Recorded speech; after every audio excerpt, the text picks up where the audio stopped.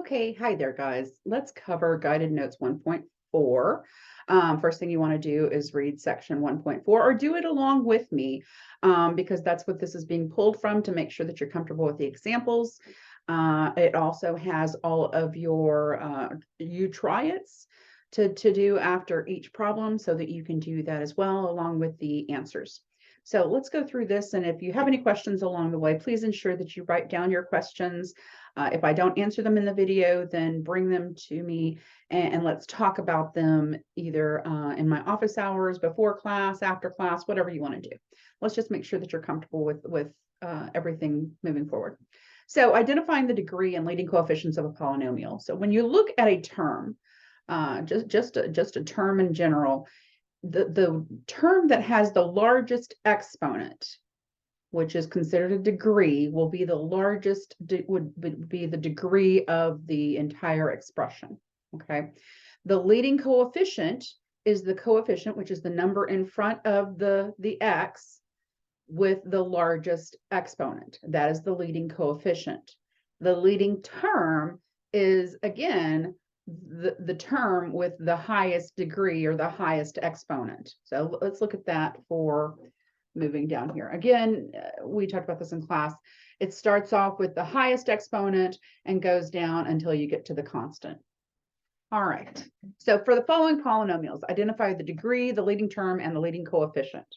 So I'm going to have it, I'm just going to write these out. So we want to have the degree, we want to have the leading term, and the leading coefficient. That's what I'm going to use for doing these three. So for A, the leading term is, and you can change these the way they're written. You put negative 4x cubed plus 2x squared plus 3 if that makes it easier for you. But understanding that this is what we're going to be working with right here is this term. The degree is of this polynomial is going to be 3 because it's the highest exponent we have. The leading term is going to be negative 4x cubed. And the leading coefficient is, again, the number in front of the x, which is just negative 4. All right. For B, let's come down here. They've already got it in order. The degree is 5, since that's the largest exponent we have. Leading term is 5t cubed. And the leading coefficient is just 5, the number in front of t squared, t5.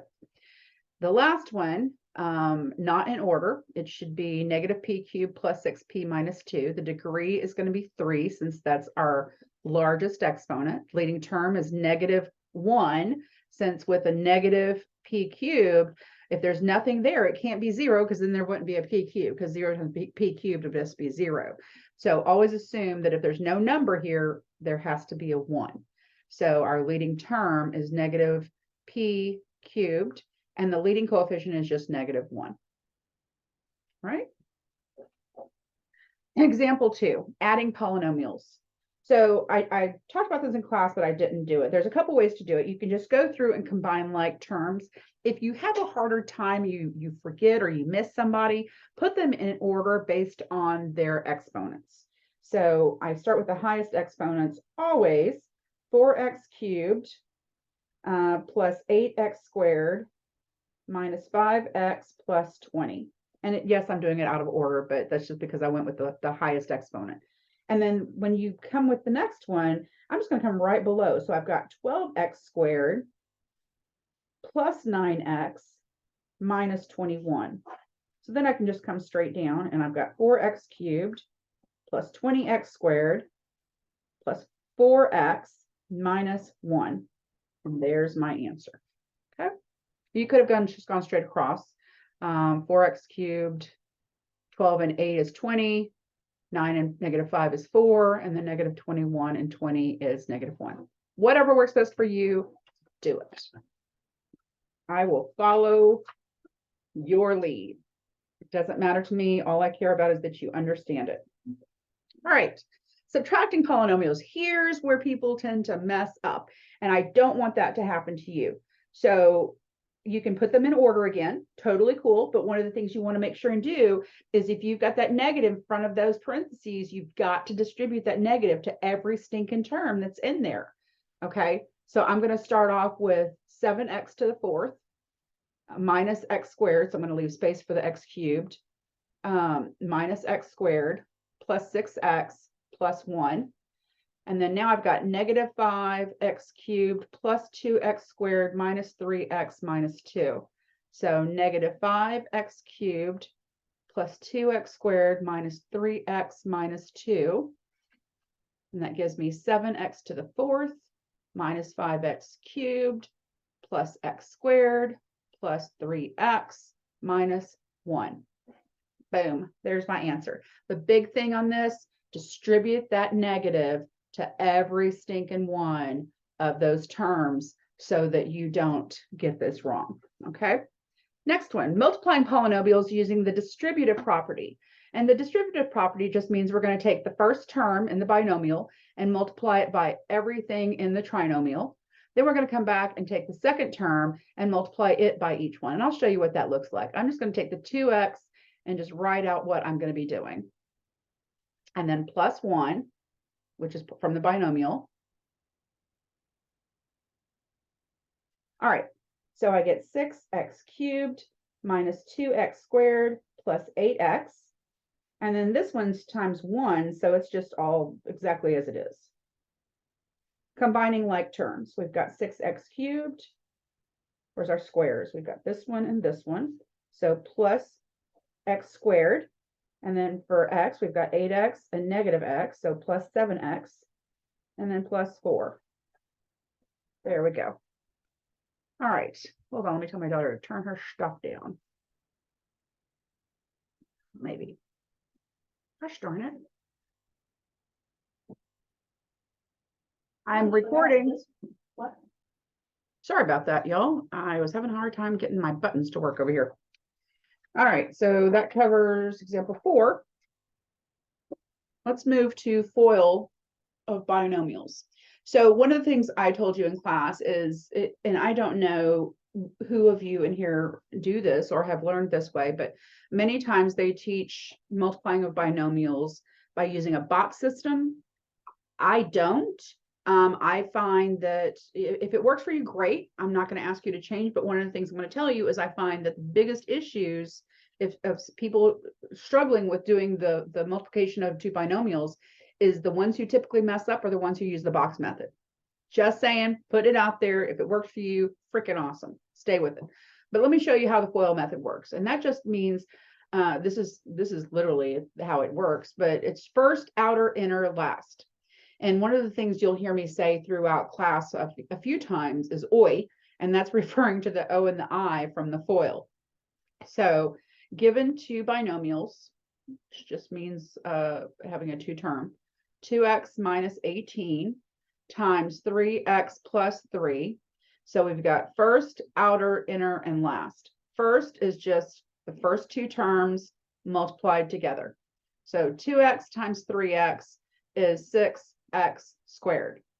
The outer is the outer two terms. So 2x times 3, so plus 6x. I stands for inner, so it's the inner two terms. So it's the negative 18 times the 3x, which is negative, what is 18 and 3? 54. Negative 54x. And then last is L, and that's just negative 18 times 3, which is negative 54.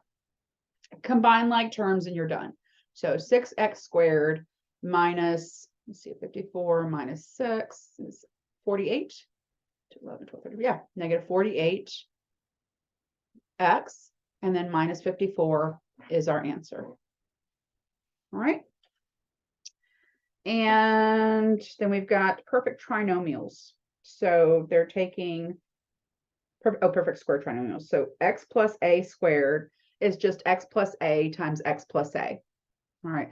There's another way I showed you how to do it in class that I've always done because it's just, to me, a little bit easier. You don't have to go through and combine your two middle terms. Let's work through it the way they have it currently, and then I'll show you the way that I do it. So they've got 3x minus 8 times 3x minus 8 is what this means. Again, FOIL. So first is, actually, it looks like they do the same thing. 3x times 3x is 9x squared. Outer is negative 24x. Inner is negative 24x. And last is plus 64. So this is 9x squared minus 48x plus 64. It looks like they're doing the same thing that I do, actually, which is just taking the 3x minus 8 and squaring it. So I square the first, and I say this in my head when I do too. Square the first, 9x squared. Square the last, which is plus 64. And then I multiply the two terms together and double it. So multiply terms and double, which means multiply times 2. So 3 times negative 8, 3x times negative 8 is negative 24. Negative 24 times 2 is negative 48x. Same thing. Okay. Either way, your call, they're both correct. Last section of 1.4, last page of this. Difference of squares. So the difference of squares, if you have an a squared minus b squared, you can break that up into two binomials of a minus b and a plus b. So they're actually going the opposite direction with this. So they're actually taking the 9x plus 4 and 9x minus 4. You could FOIL this, but you're not going to have middle terms because you're going to end up with plus 36x minus 36x. So they're showing you an easier way to do it. Square the first. So 9x plus 4, 9x minus 4. Square the first, so that's 81x squared. And then square the last, 16. And it has to be a subtraction sign because there's no such thing as the sum of two squares broken down into two parentheses. It just doesn't work. And that's the next little snippet here. Is there a special form for the sum of squares? No, there's not, because the sum of squares is going to have to be multiplied out, and it will be a trinomial. Okay. All right. Multiplying polynomials containing several variables. So this we're just going to use the distributive property for. There's no other real shortcut that I can think of. If you use, again, the box, that's totally cool. Your call. So I'm going to start with the x and multiplying it by the entire parenthesis here on the right, the trinomial. And then I'm going to go plus 4 times the trinomial again. So x times 3x minus 2y plus 5, and then plus 4. Again, this trinomial is 3x minus 2y plus 5. X times 3x is 3x squared. X times negative 2y is negative 2xy. I always put them in order based on the alphabet. X comes before y. And then plus 5x. Now we're going to distribute the 4 over each of the terms in the trinomial. So plus 12x minus 8y plus 20.